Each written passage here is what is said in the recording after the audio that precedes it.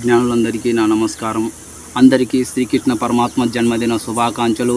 నా పేరు ఎస్ హుసేన్ వలి, దొడియం గ్రామం, మైలవరం మండలం, జమ్మలమడుగు తాలూకా, కడప జిల్లా.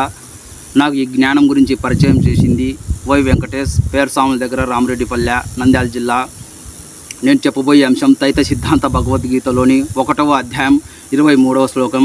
నైనం చింతంతి శస్రాని నైనం దహతి పావకః నాచైనం క్లేదయంత్యాపో నశోచహితి మారుతః. దీని భావం, జీవాత్మ కత్తికి తెగదు, అగ్నికి కాలదు, నీటికి నానదు, అట్లే గాలికి తొయ్యబడదు, జీవాత్మకు నాశనమే లేదు.